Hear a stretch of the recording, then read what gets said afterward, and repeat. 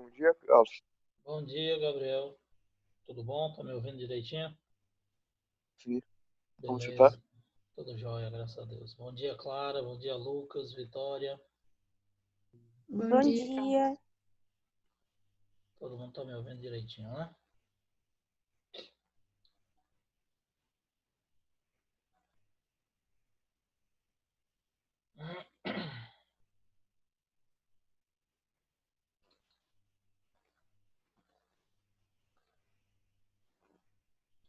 O pessoal chegando aqui pra gente começar, tá? Dá um tempinho aqui. Tá, a galera entrando aqui na sala.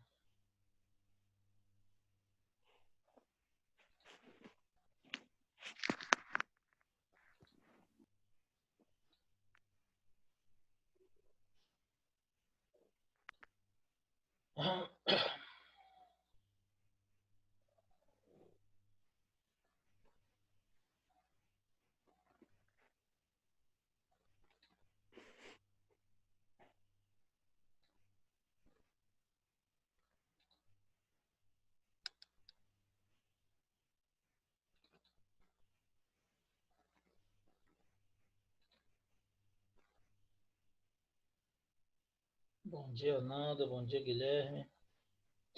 Bom dia, Carlinhos. Tudo bem, né? Bom dia, professor. Tudo bem? Bom dia, Guilherme. Tudo bem? E vocês? Tudo tranquilo? Tudo certo. Beleza.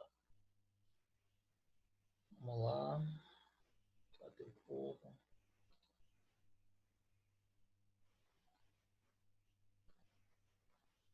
Mais um minutinho a gente começa.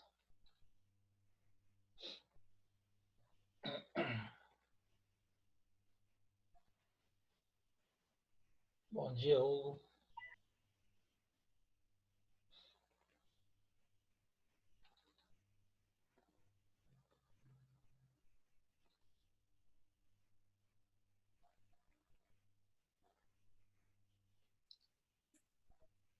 Bom dia, Luísa.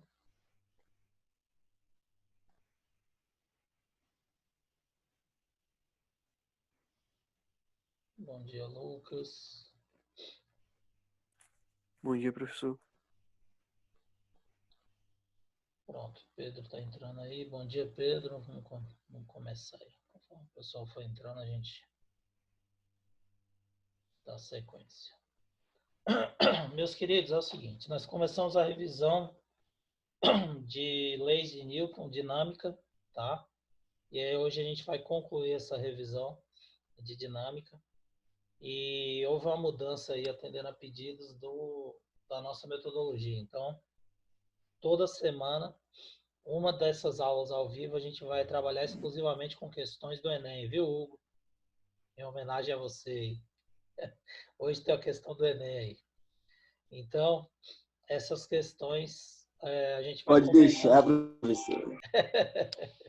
A gente vai comentar essas questões do Enem. Vai ser uma aula só para trabalhar com questões do Enem. Em relação aos assuntos que nós já trabalhamos e revisamos. Então, os assuntos que nós já vimos de eletricidade, os assuntos que nós já tivemos dado a revisão. A gente vai, conforme formos revisando, a gente vai também trabalhando. Então, toda semana a gente vai ter uma aula, essa aula do Zoom, exclusivamente para isso, tá? Para trabalhar essas questões do Enem. Bom, a revisão, ela continua, tá? A gente tem que revisar. Então, a gente vai na sequência aqui, continuando a revisão e depois comentando. Hoje eu separei uma questão do Enem envolvendo esse conteúdo. Obviamente, tem conteúdos que não são cobrados no Enem, mas a gente vai ter que revisar, porque faz parte da grade curricular, da revisão, e vocês também podem fazer um vestibular de alguma faculdade que não utilize o Enem como ingresso, e aí vocês vão precisar desses conteúdos, tá certo? Claro que a gente vai dar ênfase aqui aos conteúdos que são cobrados no Enem e nos principais vestibulares da região, tá ok? Bom, esse assunto é importante. Então, leis de Newton, aplicações das leis de Newton. Primeira lei a gente já viu. quando não há força resultante atuando sobre o corpo, a gente percebe que o corpo ou está em repouso ou está em movimento retilíneo uniforme. Ok? Porém, se surgir força resultante, então se a resultante das forças aplicadas sobre o corpo não for nula, o que vai acontecer? Esse corpo ele vai adquirir uma aceleração. Então, o movimento ele passa a ser um movimento uniformemente acelerado, um movimento uniformemente variado. Então, ele vai apresentar uma aceleração e Newton determinou que essa aceleração é diretamente proporcional à massa. Então, ele pegou um bloco, aplicou uma força, ele adquiriu uma aceleração A. Depois ele dobrou a força, ele percebeu que a aceleração era 2A. Triplicou a força, ela foi para 3A. Logo, a força era diretamente proporcional à aceleração. E isso serviu de base para ele utilizar, para ele determinar, a fórmula da segunda lei de Newton, que é chamada lei fundamental da dinâmica. Força resultante é igual a massa vezes aceleração. Força resultante sobre aceleração é igual à massa do corpo, uma constante. A força tem que estar em newtons, a massa tem que estar em quilogramas e a aceleração tem que estar em metros por segundo ao quadrado. Tudo no SI. Então, essa análise contempla as 3 formas de movimento que nós estudamos na física clássica. Repouso, que é a falta de movimento, movimento uniforme e movimento uniformemente variado. São os 3 movimentos, os 3 tipos de movimento que a gente analisa, 3 situações que a gente analisa. Tá? Qual é o movimento, professor, que eu entendi? Repouso, que é a falta de movimento, movimento uniforme e movimento uniformemente variado. Tá? Foram os 3 que nós estudamos. Os 3 tipos, as 3 situações de movimento que nós estudamos. Então, as leis de Newton contemplam isso aí. Se não tem força resultante atuando sobre o corpo, ou ele está em repouso ou em movimento uniforme. Se surgir força resultante atuando no corpo, ele está em movimento uniformemente variado. Certo? Lei fundamental da dinâmica, força resultante é igual a massa vezes aceleração. Ok? Bom, nesse primeiro momento a gente analisa sem atrito. Tá? Então, a segunda lei de Newton, você tem, por exemplo, aplicação simples, quando você aplica a força resultante em um único corpo. Então, aqui, por exemplo, uma caixa de 20 kg está sendo tracionada por uma força de 100 newtons. Desprezando se é força de atrito ou não tem atrito, é só essa força resultante. Qual a aceleração que a caixa está sujeita? Então, você vai voltar a botar força. Passa para a divisão. É igual a massa vezes a aceleração, certo? Então, você vai pegar a aceleração, força resultante que é 100 dividido pela massa, 5 metros por segundo ao quadrado. Beleza? Bom, depois, se você tem 2 forças agindo numa caixa, num objeto simples, tá? Qual vai ser a aceleração? Então, a força, nós precisamos calcular a força resultante. Se tem 100 newtons e 20 newtons para o outro lado, desprezando os atritos, nós teremos uma força resultante de 80 newtons. E aí você vai calcular a aceleração ou a massa em função da força resultante, tá? Já que você tem 2 forças atuando aqui no corpo. Se tiver 3, você vai tirar a resultante das 3, 4 e assim sucessivamente, certo? Outra situação possível é se você tiver uma força inclinada. Então, quando você aplica uma força inclinada, parte dessa força vai ser perdida para levantar a caixa. E essa parte que está sendo utilizada para levantar a caixa, ela não vai fazer parte da aceleração do movimento, porque você está desperdiçando força levantando a caixa quando você aplica essa força inclinada. E aí vocês lembram de vetores, nós temos 2 componentes, uma componente FY e uma componente FX. Nesse caso aqui, somente a componente FX é que vai ser responsável pelo deslocamento da caixa. Então, Fx vai ser a força resultante. Tá? E quem é Fx? Vai ser F vezes o cosseno do ângulo. F vezes o cosseno de 30. Ok? E aí você vai jogar na mesma fórmula, força resultante é igual a massa vezes a aceleração, porém a força resultante aqui vai ser a componente Fx. Então você calcula... Como é que é, professor? Quando você calcular aqui, ó, quando você pegar essa situação, você vai ter uma parte da força aqui para cima, Fy, e a outra parte aqui que puxa o bloco Fx. O que importa para a gente no cálculo aqui vai ser a componente Fx, certo? Fx é que é responsável pela aceleração do corpo. Fy só faz a caixa levantar, que não é o objetivo da nossa análise. Tá? A gente está analisando a aceleração que o bloco vai adquirir. Então, quando você aplica a força inclinada, somente a componente Fx é que vai ser responsável pela aceleração. Fy só está levantando a caixa. E aí você vai calcular por Fx. Fx vai ser F vezes o cosseno do ângulo. Certo? Ele dá o ângulo, ele dá o valor de F, você pode calcular. Podia botar ali no branco, por favor, no branco? Não entendi. A fórmula? O quê, a fórmula que você botou? Fx é igual a F vezes cosseno do ângulo. Mas aí você vai jogar nessa fórmula aqui, ó. Força resultante é igual a massa vezes aceleração. Para calcular a aceleração do sistema. A única diferença é que você vai usar Fx aqui, ó. No lugar de F, você vai usar Fx. Vai ser igualzinho, né? Igual, a mesma coisa. Só que o valor aqui é de Fx. Tá ok? Obrigado. Beleza? E ainda com relação à segunda lei, você tem a aplicação em pesos de corpos. Então, a força, peso, o peso de um corpo é a força, peso que atua no corpo, a força com que o planeta atrai o corpo. Ela também vem dessa fórmula da segunda lei de Newton, porque a massa está sujeita a uma aceleração da gravidade, que é o que faz o corpo ser atraído pelo planeta. Então, peso vai ser massa vezes aceleração. Força é peso, massa continua sendo a massa e aceleração da gravidade local. Que no caso da Terra, 9,8. Para efeito didático, a gente usa 10. Tá certo? Todos os corpos eles caem com a mesma aceleração, independente da sua massa. Então, a aceleração é a mesma, porque quem puxa o corpo para baixo é a gravidade. Ok? Bom, aqui nós temos algumas aplicações da segunda lei, tá? Então, essas aplicações estão relacionadas com a segunda lei de Newton, ok? Por quê? Primeira situação, você tem um sistema. Então, quando você tem apenas um corpo, como a gente viu aqui em cima, isso aqui é uma aplicação simples em um objeto, ó. Uma força atuando em um corpo, duas forças em um corpo, uma força inclinada num corpo.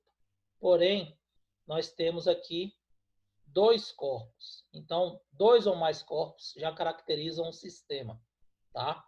Esses dois corpos, eles estão sujeitos a uma aceleração. Se você desprezar o atrito, já que o outro corpo aqui está sobre rodas, tá? Isso vai reduzir o atrito consideravelmente. Então, o que vai acontecer aqui? O sistema vai se movimentar em função de uma força resultante, certo? Nós já vimos isso, vocês devem lembrar. Qual é a força resultante que atua nesse sistema aqui? Vamos lá, abre um microfone. Força é igual a... Não quero o valor, não. Só quero que você me fale, tá? Quem é que faz quem é que causa a força resultante aqui? Quem é que faz o sistema movimentar? O corpo que está pendurado, concorda? Então, esse corpo que está pendurado é que vai fazer o sistema movimentar. Então, quem puxa o sistema para movimentar é o peso desse bloco, concorda? Então, o peso desse corpo é que faz o sistema movimentar. Essa é a única força que vai atuar nesse conjunto. Então, o peso aqui, desse corpo aqui, ó, ele vai atuar como a nossa força resultante. Ok? Então, a força resultante, nessa situação, vai ser o peso do bloco que está pendurado. E aí, qual vai ser a aceleração do conjunto? Aceleração do conjunto, você vai usar o quê? Segunda lei de Newton. Força resultante é igual a massa vezes aceleração, certo? E aí você vai atentar que a massa é a massa total. Você vai somar as duas massas. Então, força resultante é igual a massa total vezes a aceleração do conjunto, certo? Essa é uma aplicação da lei de Newton. Depois eu vou mostrar outros exemplos aí de aplicações da lei de Newton, tá certo? E para finalizar as leis de Newton, a terceira lei, que é a lei da ação e reação. Então, toda ação corresponde a uma reação de mesmo módulo e sentido oposto. Ou seja, quando o jogador chuta a bola, ele aplica uma força na bola, em compensação, a bola também reage e aplica uma força ao pé do jogador, certo? Quando eu bato na parede, isso aí acho que eu falei na primeira aula, né? Expliquei para Gabriel, se não me engano. Eu bato na parede, a parede também bate na minha mão. A gente percebe isso na dor que você sente na mão. Quanto maior for a força aplicada, maior for a força do tapa, mais a sua mão vai doer, certo? Então, por esse motivo, é que um lutador de boxe ele protege a mão quando ele está lutando com o adversário, tá? Se ele der um soco com força suficiente para quebrar o maxilar do adversário, E o cara pode desmaiar. se ele tiver com a mão desprotegida, ele vai quebrar Pode machucar muito. certo? Porque a mesma força que ele aplicou no queixo do adversário, o queixo do adversário aplica na mão dele. É ação e reação. Então, isso daí vai provocar uma força de mesma intensidade, mesma direção e sentido contrário. Quanto maior a força que ele aplica no rosto do adversário, maior a força Maior vai do ser adversário que vai. reagir na mão dele, exatamente. Certo? Bom, aqui nós temos outro exemplo de sistema, tá? Então, nós temos 3 blocos em contato, A, B e C. A tem a massa de 6, B de 9 e C de 20. Estão sob a ação de uma força de 140 newtons. Calcular a aceleração do conjunto, a força que o bloco A faz em B e a força que B faz em C. Então, ele está fazendo 3 perguntas nessa situação, certo? Faz a somatória. Primeiro, a gente vai ter que achar a aceleração do conjunto. Então, força resultante é igual a massa vezes aceleração. Só que aqui você tem 1, 2, 3 corpos. Então, você vai pegar a massa total. Massa de A mais massa de B mais massa de C. Como ele pediu a aceleração, você vai inverter. A aceleração vai ser a força dividido pela massa total, pela soma das massas. A força ele deu 140 newtons. A massa também ele deu 6, 9 e 20. Então, você vai pegar aqui 140 dividir por 35, que vai dar 4 metros por segundo ao quadrado. Certo? Achei a aceleração do conjunto. Beleza. Aí você vai analisar a força que cada bloco aplica. Então, a força que A aplica em B depende da massa de B e da massa de C. Certo? Então, você vai pegar aqui força que A aplica em B, que foi o que ele pediu. Cadê? Aqui na letra B. Vai ser a massa vezes a aceleração. Qual a massa que você vai usar? A massa dos corpos que se opõem ao movimento. Então, se você está calculando essa força aqui, ó, de A em B, a força de A em B empurra que bloco? O bloco B e o bloco C. Isso. Então, você vai pegar a força, vai ser a massa de B mais C vezes a aceleração. A massa de B mais C é 29, não é isso? Então, Vou aplicando a mesma coisa, hein? Vezes a aceleração, que foi a aceleração do conjunto, que a gente achou. Então, a aceleração do conjunto foi 4. Então, você vai pegar 29 vezes 4, 116 newtons, vai ser a força que vai ser transmitida de A para B. Ok? Todo mundo entendeu isso aí? E a força que o bloco B transmite para C. essa força aqui, ela depende apenas da massa de quem? De C. Da C. Então, você vai pegar a força de B em C, vai ser massa de C vezes aceleração. Qual é a massa de C? 20 quilos. Vezes a aceleração, que eu acabei de calcular, 4. E aí vai ficar com 20 vezes 4, 80 newtons. Então, 116, a resposta. Letra A é 4 metros por segundo. Letra B, 116 newtons. E letra C, 80 newtons. Ô, Ok? professor, Sim, você meu disse jovem. que de 116, esse 116 foi de como mesmo que eu não entendi? Foi de B e C. A força que A transmite para B. Você vai pegar a massa de B mais a massa de C. 20 mais 9, 29 vezes 4. Certo? 29 vezes 4 dá 116 newtons. Beleza? Beleza. Pronto, meu povo. Aí vamos pegar um exemplos aqui para vocês. Acabou, Carlos? Já pode ir Passou pra casa rápido, né? já? Nada de ir para casa. Hoje tem a questão do Enem aqui para você. Passou rápido, hein, cara? Já pode ir pra casa, né? Não, hoje tem a questão do 10, Enem. 21. Ó, só depois da Rapaz, questão do Enem, Hugo. Hoje eu trouxe a questão do Enem para você, de dinâmica. É difícil achar, mas eu achei uma para você. Ai, ai. Bom, vamos lá. Voltando aqui. Então, gente, aqui tem mais alguns exemplos que eu separei para vocês de aplicações de leis de Newton, tá? Então, lá eu estava explicando. Aqui eu já tenho o exemplo com o cálculo, com valor numérico, tá? Então, aplica-se uma força de 50 newtons no bloco A, conforme a figura. Observe que o bloco A e B, eles estão encostados, juntos. E aí a força vai ser transmitida para o conjunto, para o sistema. Você tem a massa de A2 e a massa de B3. As superfícies são lisas, não tem atrito. Ele pede para você determinar a aceleração dos corpos. Então, força resultante é igual a massa total vezes a aceleração, segundo a lei de Newton. Força resultante é a massa de A mais a massa de B, vezes a aceleração.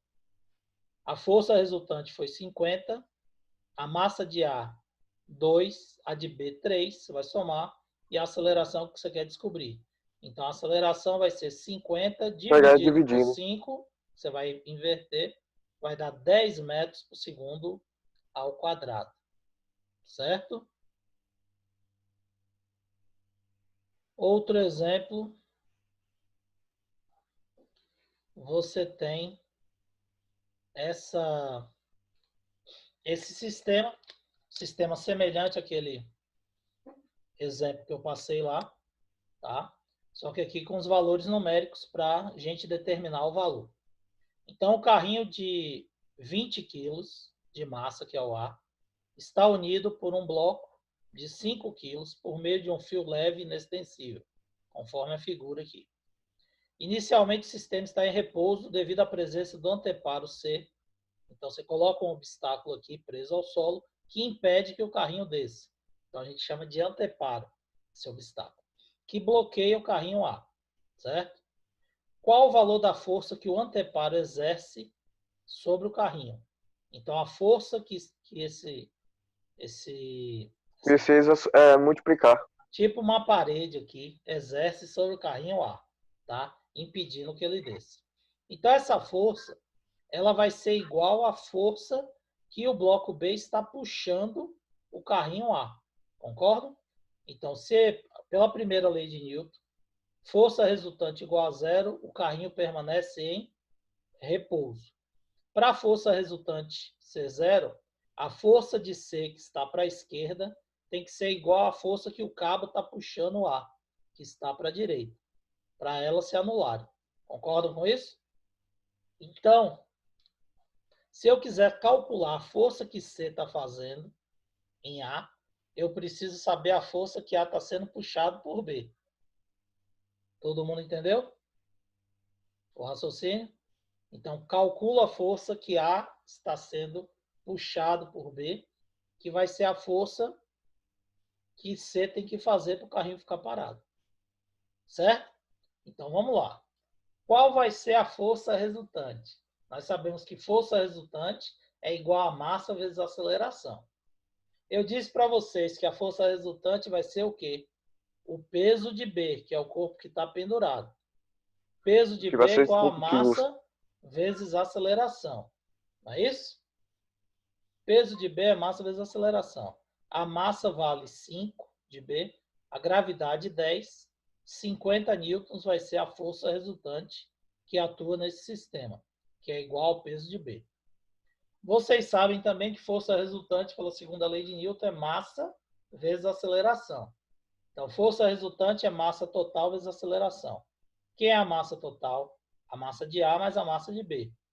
Então, a aceleração vai ser força resultante, que é 50, dividido pela massa de A e B, que é 20 mais 5, 25. 50 por 25, 2 metros por segundo ao quadrado é a aceleração. Certo? Bom, e agora com a aceleração, o que eu faço? Eu calculo a força que B está tensionando ou tracionando o corpo A, puxando o corpo A. Então, a força de tração ou a força de tensão no cabo depende da massa de quem? De A vezes a aceleração, que é o corpo que está sendo puxado. Então, massa de A vezes aceleração vai dar a tração. E essa tração que ele está sendo puxado tem que ser igual à força que C está fazendo para que ele permaneça em repouso. Então, tensão é massa vezes aceleração. A massa de A é 20, a aceleração, acabei de calcular, 2. Significa que a tensão que ele está sendo puxado é de 40 newtons. Obviamente, para ele permanecer em repouso, a força que o anteparo C tem que aplicar tem que ser pelo menos igual a 40 newtons. Beleza? Eu preciso só uma coisa, esse 10 foi de onde mesmo? 10 é da gravidade. A aceleração da gravidade vale 10. Certo? Sempre. Sempre é 10. Sempre é 10. Tá? Valeu. Beleza, gente? Todo mundo entendeu? Dúvidas? Tranquilo? Observe que ele, aqui uma questão só, ele botou primeira e segunda lei junto. Certo? Bom, nona. Uma força de 50 newton, é porque isso aqui era uma lista, eu peguei como exemplo para vocês, da 7ª até a 9ª questão, tá? Mas aí esse outro exemplo fala o seguinte: uma força de 50 newtons é aplicada em um corpo de massa de 100 quilos, que se encontra em repouso. Sendo essa a única força que atua no corpo, qual a velocidade alcançada após 10 segundos da força aplicada? Ou para inverter. Você sabe que força resultante é igual a massa vezes aceleração. Então, 50 dividido pela massa, você tem uma aceleração de 0,5 metros por segundo ao quadrado. E aí, o que ele está pedindo? A velocidade que vai ser alcançada após 10 segundos. Aí já volta para movimento variado. Então, você vai pegar V igual a VO mais AT. A velocidade inicial é 0, porque ele estava em repouso. A aceleração 0,5, que eu acabei de calcular, certo? E a gravidade, o tempo, desculpe, 10 segundos. Então, 0,5 vezes 10 é uma velocidade de 5 metros por segundo, vai ser a velocidade alcançada. Ok? E a última que eu peguei aqui como exemplo para vocês, quando a força resultante que atua num corpo é 10 newtons, a aceleração do corpo é 4 metros por segundo ao quadrado. Se a resultante fosse de 12,5, qual seria a aceleração? Então, o que você tem que fazer? Você tem que achar a massa do corpo. Porque a massa do corpo ela é constante, ela não muda. Então, ele deu a força e deu a aceleração. Se você calcular a massa, com a nova força, você vai achar a nova aceleração que esse corpo está sujeito, porque é o mesmo corpo, certo? Então, força resultante é igual a massa vezes aceleração. Qual foi a força que atuou? 10 newtons. Qual foi a aceleração que ele adquiriu? 4. Então, a massa vai ser força dividido pela aceleração. 10 dividido por 4, 2,5 quilos. 2,5 kg é a massa do corpo. Se esse corpo está sujeito a uma ação de 12,5 newtons, qual vai ser a aceleração? Aí a aceleração vai ser força dividido pela massa, que você acabou de calcular. 12,5 dividido por 2,5, uma aceleração de 5 metros por segundo ao quadrado. Portanto, a resposta correta é a letra B, de boy, tá? Vai ser o valor dessa aceleração. Beleza? Todo mundo entendeu isso aí? O professor, você volta aqui a dar nome, por favor? Só volta o quê? Da questão nona. Nona. Aqui você vai calcular a aceleração. Força resultante 50 dividido pela massa, que é 100. Aceleração de 0,5. E aí você joga na fórmula do primeiro ano. Movimento uniformemente variado. V igual a VO mais AT. VO é 0 que está em repouso. Aceleração 0,5. O tempo ele deu 10 segundos. Uma velocidade de 5 metros por segundo. Beleza? Obrigado. Nada.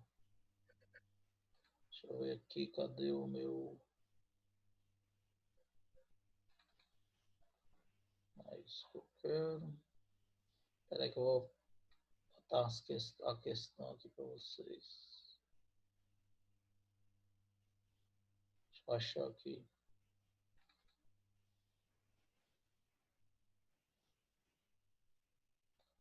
Que eu estou apanhando aqui, só um minutinho.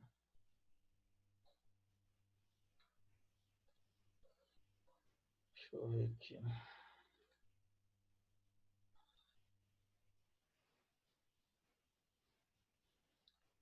Ver que eu acho aqui, só um minuto.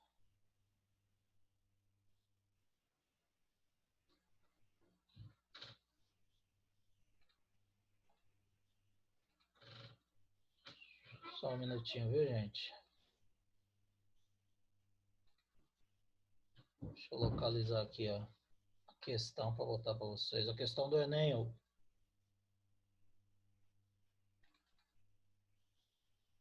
Aí sim, Carlão, aí sim. Tô abrindo aqui. Só um minutinho, que a internet aqui tá meio cansada.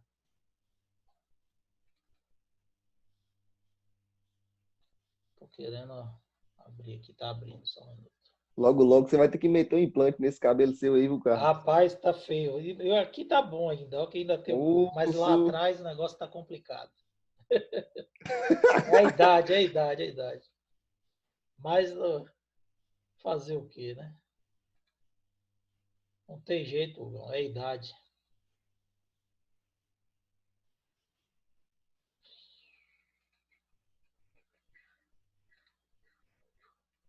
Vamos lá, vamos ver se aparece aí agora para vocês. Apareceu?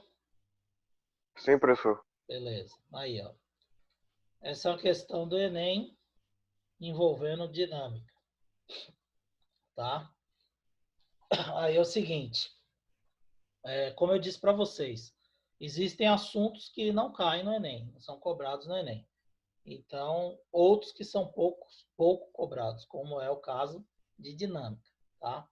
Essa daí foi a única questão, se eu não me engano, que caiu de dinâmica no Enem até hoje, todo esse período aí de realização, mais de 20 anos de provas, tá? Então, essa questão diz o seguinte, ó. O ônibus espacial Atlantis foi lançado ao espaço com 5 astronautas a bordo e uma câmera nova, que iria substituir uma outra danificada por um curto-circuito no telescópio Hubble. Depois de entrar em órbita a 560 km de altura, os astronautas se aproximam do Hubble. 2 deles saíram da Atlantis e se dirigiram ao telescópio. Ao abrir a porta de acesso, um deles exclamou: "Esse telescópio tem a massa grande, mas o peso é pequeno." Considerando o texto e as leis de Kepler, tá? Pode-se afirmar que a frase dita pelo astronauta, aí você tem as alternativas. A letra A se justifica porque o tamanho do telescópio determina sua massa, enquanto seu pequeno peso decorre da falta de ação da aceleração da gravidade. Letra B se justifica ao verificar que a inércia do telescópio é grande comparada à dele próprio e que o peso do telescópio é pequeno porque a atração gravitacional criada por sua massa é pequena. Letra C, não se justifica porque a avaliação da massa e do peso dos objetos em órbita tem por base as leis de Kepler e não se aplicam a satélites artificiais. Letra D, não se justifica porque a força-peso é a força exercida pela gravidade terrestre e, nesse caso, o telescópio é a responsável por manter o próprio telescópio em órbita. E letra E, não se justifica, pois a ação da força-peso implica a ação de uma força de reação contrária que não existe naquele ambiente. A massa do telescópio poderia ser avaliada simplesmente pelo seu volume. Certo? Bom, qual é a alternativa que vocês acham que é correta aí? Eu vou por eliminação, viu, professor? Vai, fala aí, Gabriel. De C, D e E. Sim, qual é a correta? Você vai estar eliminando a C, a D e a E? Está na dúvida da A e a B, é isso? Uhum. Certo, vamos lá. Mais alguém? Analise as afirmativas. E me dê a resposta aí, vamos lá. Podia voltar no texto novamente, por favor, professor? Só um minuto, Gabriel. Deixa o pessoal analisar as respostas aí. Bora, meu povo, abra o microfone aí e falem. Só Gabriel que está analisando. Cadê vocês, terceiro ano? O povo pediu questões do Enem. Tá aí, vamos lá. Agora eu quero a participação de vocês. Vamos lá. Qual a resposta correta, terceiro ano?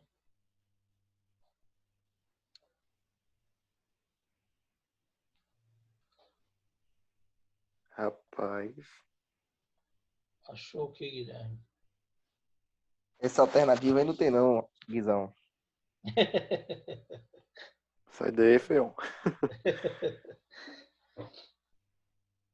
Bora?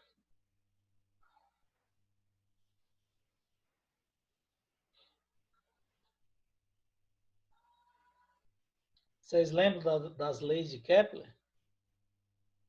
Não, né? Sei nem quem é. Nem sabe quem é, né? As leis de Kepler a gente citou para vocês no finalzinho lá do primeiro ano, que eram as leis que regem o movimento de órbitas de planetas. Então, Kepler determinou que os planetas eles giram em órbita elíptica em torno do Sol, certo? E essa órbita era de pequena excentricidade e calculou o período de rotação dos planetas ao redor do Sol, tá? Lucas respondeu aqui que acha que a resposta é letra D. É isso mesmo, Lucas. Você está na dúvida, mas sua resposta está correta. Tá? É letra D realmente. Tá certo? Então vamos lá explicar para vocês e comentar. Então veja bem, as leis de Kepler não tem nada a ver com essa análise da questão. Então observe que ele coloca aqui só para confundir, certo?